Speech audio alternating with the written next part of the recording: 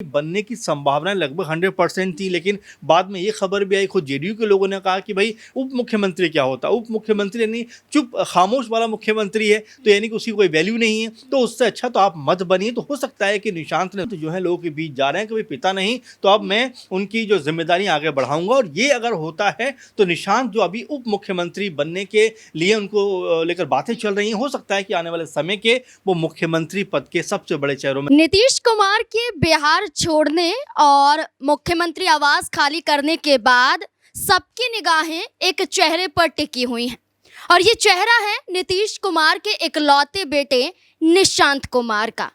निशांत कुमार अपने पिता नीतीश कुमार के नक्शे कदमों पर हैं। अब क्या निशांत कुमार को लेकर एनडीए में कोई बड़ा फैसला लिया जाएगा? क्या जेडीयू की तरफ से निशांत कुमार को कोई बड़ा पद सौंपा जाएगा? आखिरकार बिहार में कोई भागीदारी निशांत कुमार निभाते हुए नजर आएंगे या फिर नहीं? सिर्फ जेडीयू में शामिल करना ही एकमात्र भर फैसला था।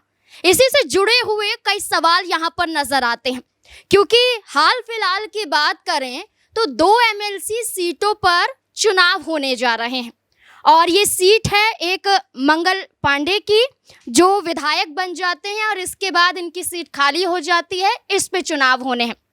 इसके बाद राधाचरण शाह हैं जो विधायक बन जाते हैं, इनकी भी विधान परिषद की सीट खाली हो जाती है और इन दोनों ही सीटों पर चुनाव होने जा रहे हैं और ये चुनाव इसी महीने में होंगे। अब इसी के साथ साथ 10 और विधान परिषद की सीटें खाली हो रही हैं, जिसमें नीतीश कुमार की भी सीट है, इसमें सम्राट चौधरी की भी सीट है और कई और सीटें शामिल हैं।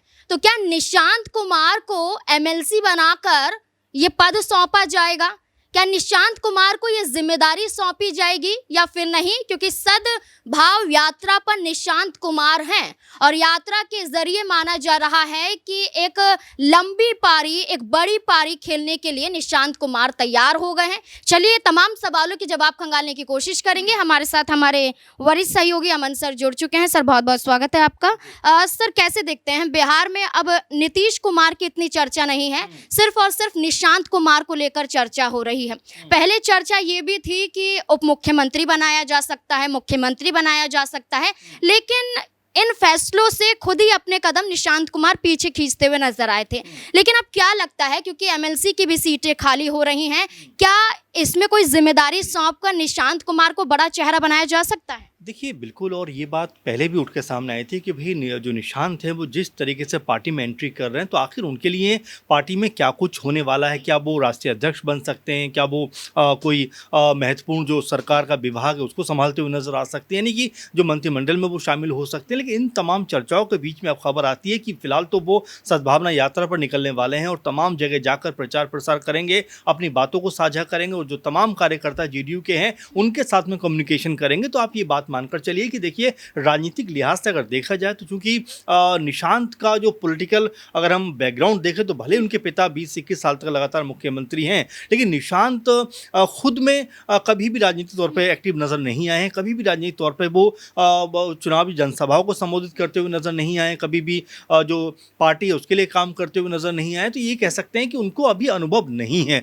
और उसी अनुभव को सीखने के लिए अब वो इस यात्रा पर जा रहे हैं जहाँ पर तमाम लोगों से मुलाकात करेंगे। अनुभव की बात करें तो उपेंद्र कुशवाहा के बेटे दीपक को भी अनुभव नजर नहीं आता है, लेकिन मंत्रिमंडल में शामिल हो जाते हैं। इसके बावजूद भी कई सवाल मीडिया के सामने होते हैं, उनके जवाब नहीं दे पाते हैं। अभी भी ये चर्चा है कि उनके लिए भी इस सीट पर तलाशी जारी है, यानी कि पिता उपेंद्र कुशवाहा चाहते हैं कि एमएलसी बना दिया जाए ताकि उनका मंत्री पद बरकरार रहे। आपको क्या लगता है इस बीच में निशांत कुमार का आना क्या दिखाता है? देखिए बिल्कुल, दीपक के बारे में आप जिक्र कर रहे हैं तो बिल्कुल इसमें कोई हैरानी वाली बात भी नहीं है कि उनका नाम तो आना ही है, क्योंकि आपने उनको मंत्री बना दिया, कहीं से चुनाव लड़े बिना, कहीं से विधायक बने बिना, तो ऐसे में एमएलसी तो उनका बनना ज़रूरी है। अब यहाँ पर निशांत कुमार को लेकर बात ये हो रही है कि क्या वाकई में वो एक्टिव पॉलिटिक्स में अभी आना चाहते हैं, क्या वाकई में वो केंद्रीय मंत्रिमंडल में शामिल होना चाहते हो। जैसा आपने भी कहा कि कभी चर्चा उनके मुख्यमंत्री बनने को लेकर भी थी, कभी चर्चा उनको उप मुख्यमंत्री बनने को लेकर भी थी, लेकिन कभी भी ऐसा नहीं लगा कि निशांत जो हैं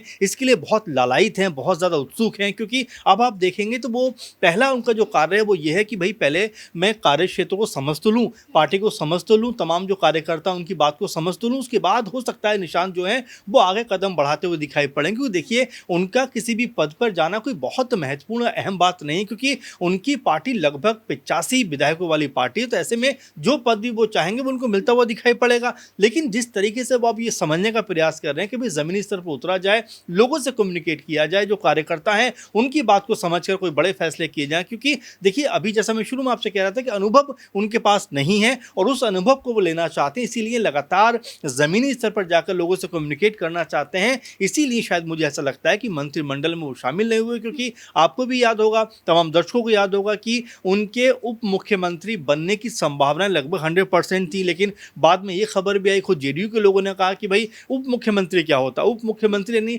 चुप खामोश वाला मुख्यमंत्री है, तो यानी कि उसकी कोई वैल्यू नहीं है, तो उससे अच्छा तो आप मत बनिए। तो हो सकता है कि निशांत ने सोचा हो कि भाई अभी अपने आप को मजबूत किया जाए और आने वाले समय में, क्योंकि अभी सहयोगी दल हैं, हो सकता है आने वाले समय में जेडीयू पूरी सीटों पर चुनाव लड़ती हुई दिखाई पड़े और यहाँ पर निशांत जो है मुख्य चेहरा बनते हुए नजर आ जाए। बिल्कुल, निशांत कुमार को लेकर यही कहा जा रहा है कि अभी भी नीतीश कुमार के बाद निशांत कुमार मुख्य चेहरा हो सकते हैं, लेकिन मुख्यमंत्री सम्राट चौधरी बन जाते हैं, बीजेपी का बड़ा चेहरा। और बिहार में जिसने पगड़ी उतारने की कसम खाई थी नीतीश कुमार को हटाने की, ये कसम कहीं ना कहीं पूरी हो जाती है। लेकिन नीतीश कुमार को लेकर जेडीयू के अंदर से ही कई बड़े ये सवाल खड़े हुए थे कि अगर आप अपने बेटे को आगे नहीं करेंगे तो एक तरह से जेडीयू का जनाधार भी कम होता हुआ दिखाई देगा। क्या लगता है कि अगर अब भी निशांत कुमार को आगे नहीं किया गया तो क्या वाकई जेडीयू बिखरती हुई नजर आ सकती है? देखिए नाज़मीन, एक बात समझना पड़ेगा कि जिस तरीके से नीतीश कुमार ने 20-21 साल तक मुख्यमंत्री के ओहदे पर रहकर कार्य किया, अब यहाँ से उनके बेटे को अगर एकदम से जिम्मेदारी मिल जाती तो शायद वो जिम्मेदारी उस लेवल पे नहीं संभाल पाते। क्योंकि देखिए अनुभव बहुत महत्वपूर्ण होता है, बहुत अहम होता है। उसी को तलाशने के लिए, उसी के मायने कहीं ना कहीं पता करने के लिए जो निशांत हैं वो लगातार लोगों से मिलने का प्रयास करें। जैसा आपने कहा कि बिल्कुल यहाँ पर अब नीतीश के बिना निशांत को यहाँ पर अपनी छवि बनानी है, अपने आप को मजबूत करना है, लोगों के बीच लेकर जाना है। क्योंकि देखिए जिस तरीके से नीतीश कुमार की उम्र भी अब लगभग 75 के पार होती हुई दिखाई पड़ रही है, तो ऐसे में अब अगर सीरियस पॉलिटिक्स में अगर निशांत की यहाँ पर एंट्री हुई है तो उनको भी सीरियसली तरीके से लोगों के बीच जाना पड़ेगा, काम करना पड़ेगा, कम्युनिकेट करना पड़ेगा और जो भी संभावना उनको तलाशना पड़ेगा। क्योंकि उनको भी पता है कि देखिए पिता का एक ओहदा, एक ऑरा जो है वो अलग किस्म का रहा है। मजबूत छवि के नेता नीतीश कुमार रहे हैं, लेकिन क्या निशांत के अंदर वो गुण हैं, क्या निशांत के अंदर वो राजनीतिक ललक है, क्या वाकई में जो निशांत है वो अपने पिता के नक्शे कदम पर चलते हुए नजर आ सकते हैं? इन तमाम संभावनाओं को तलाशने के लिए ही शायद वो जमीन पे जा रहे हैं। क्योंकि बहुत सारे जो लोग थे वो इस बात से भी खफा होगा जेडीयू के कि भाई नीतीश कुमार को इस तरह से इस्तीफा नहीं देना चाहिए था, उनको ही देखकर हमने वोट दिया था, अब अगर वो चले गए हैं तो एक नाराजगी भी कहीं ना कहीं दिखाई पड़ती है। इसी मद्देनजर निशांत जो है लोगों के बीच जा रहे हैं कि भाई पिता नहीं तो अब मैं उनकी जो जिम्मेदारी आगे बढ़ाऊंगा। और ये अगर होता है तो निशांत जो अभी उप मुख्यमंत्री बनने के लिए उनको लेकर बातें चल रही हैं, हो सकता है कि आने वाले समय के वो मुख्यमंत्री पद के सबसे बड़े चेहरों में से एक होते हैं। बिल्कुल, पिता नहीं तो बेटे ने ये जिम्मेदारी निभाई है।